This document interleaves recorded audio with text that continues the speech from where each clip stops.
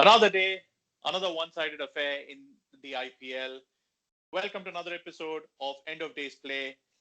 In today's episode, we're going to take a look at the game between the Kings XI Punjab and the Royal Challengers Bangalore and offer a prediction for tomorrow's game between the Chennai Super Kings and the Delhi Capitals.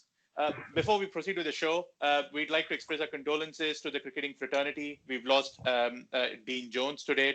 He unfortunately suffered a massive heart attack in Mumbai. Nugs, what's your memories of Dean Jones? Yes, Suren. So my condolences to D. Jones's family and the near close ones. As a 4-year-old, when cricket would be played in TV in the household, my parents and uncles would be talking about the Australian batting lineup, and Dean Jones was a name which would frequently be talked about. A pioneer in one-day cricket from those days when one-day cricket was not really the thing that it is today. And then more recently as a broadcaster. And then I read some of the tributes where Sehwag, for one, actually had expressed condolences, saying that he was mostly on air for most of Sehwag's landmarks. So yes, as a broadcaster as well, even after him retiring from the game, he actually had so much to offer to the game as a commentator and later on as an analyst and an expert. So what about you, Suren? Any memories that you would like to share?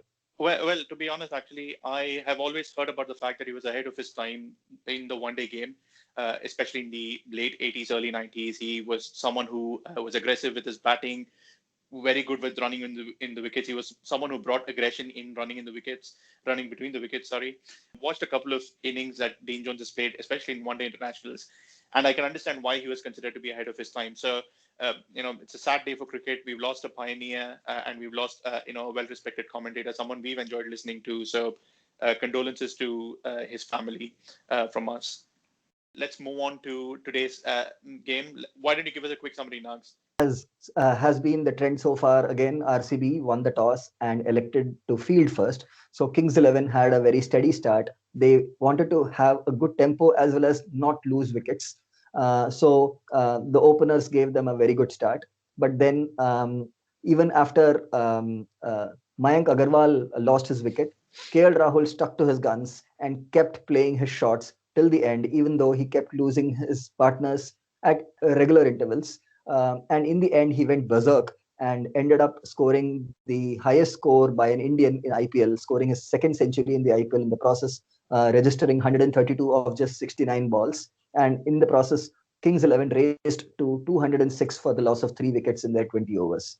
So beyond Yuzvendra Chahal, there was no other support for RCB in their bowling department.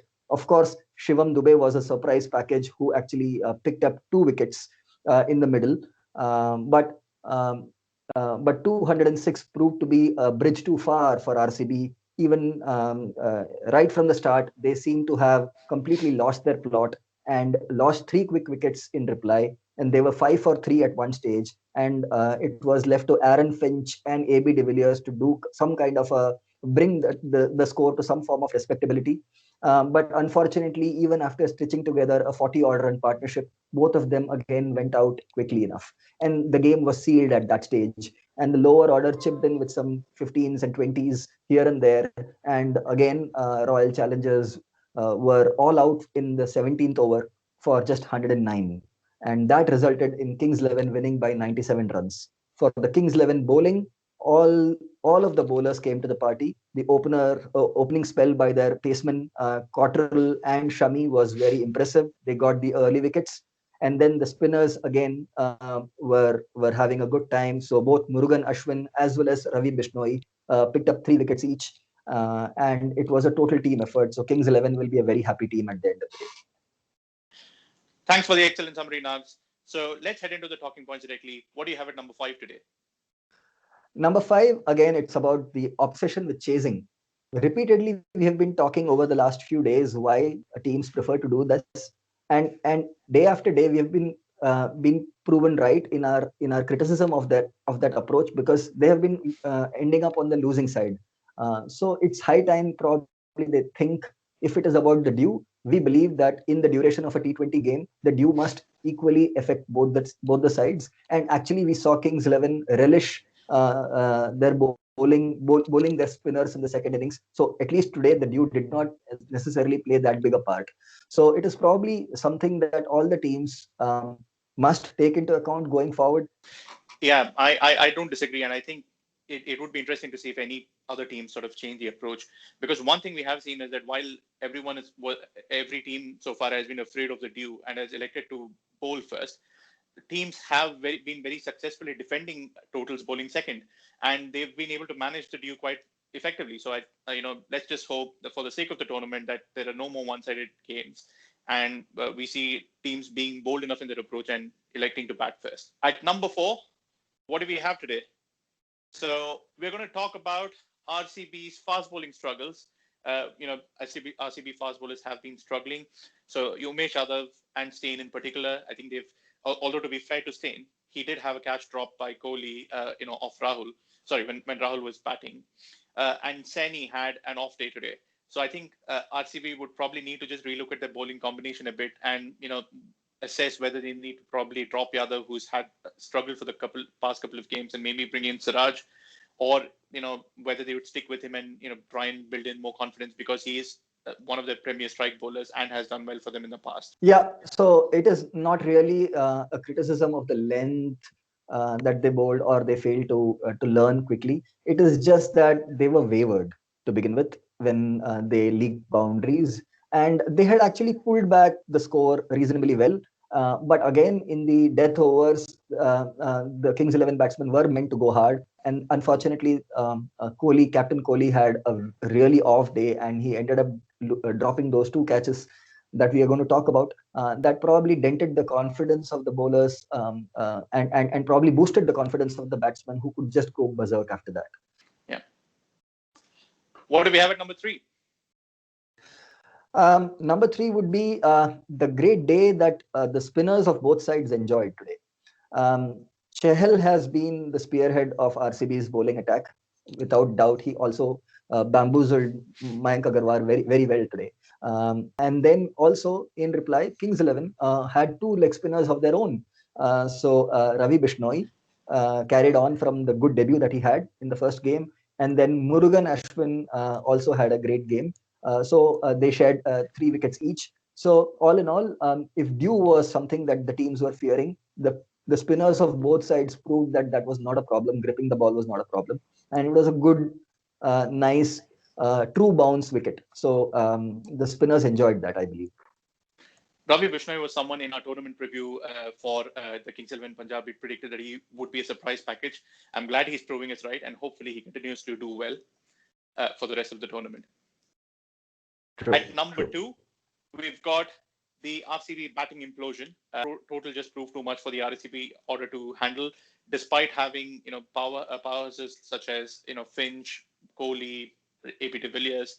I think it was a good move to try and send Josh Philippi up the order at number 3, because he is someone who opens the batting in the Big Bash, and he has been in good form.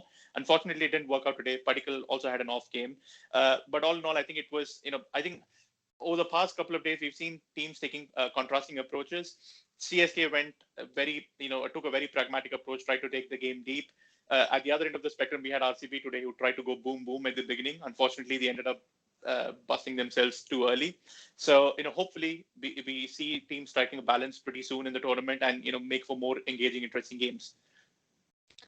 Yeah, one point I would like to add is whatever the approach that they adopted, it did not work and resulted in a huge loss. 97-run loss is quite bad for their confidence and also for their points table and the net run rate. Yeah. Looking back at last year's table, IPL 2019 edition table, the top 3 had 18 points each. Then the following 3 teams had 12 points each. So you are going to invariably end up in a situation where the teams are tied on points, and it is the net run rate that decides the qualification. So I believe they should have taken a more measured approach and probably looked for a more respectable total despite the loss. Moving on, at number 1, what's the number 1 play of the day, Nags?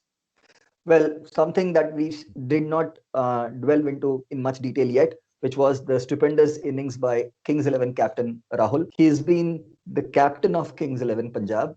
he's the opening batsman, and he's also the wicket keeper. So how well he's basically managed the three responsibilities is quite commendable.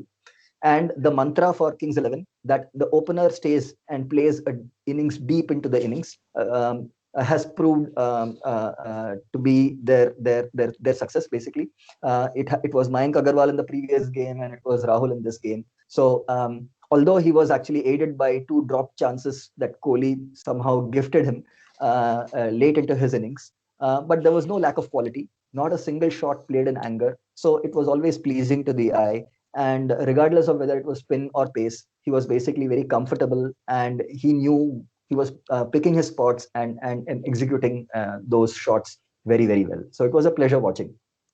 Excellent. So, fun fact of the day. What do you have for us now today? We touched upon in the team preview.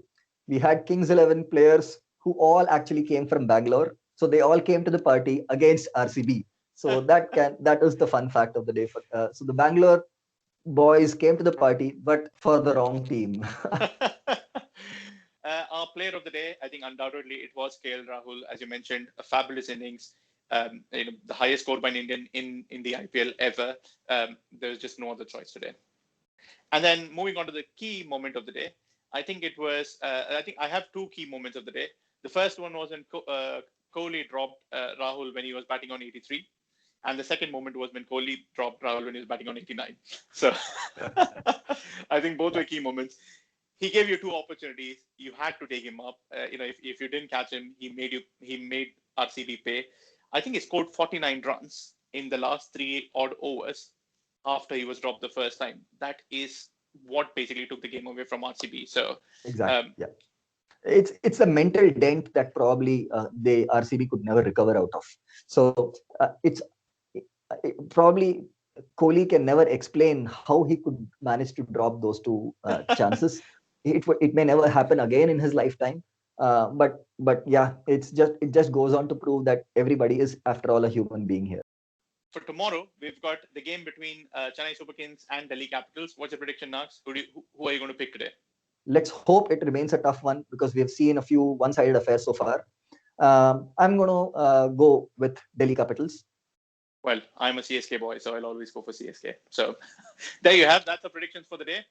And that's a wrap on today's episode. Thank you so much again for watching this episode and continuing to support our channel.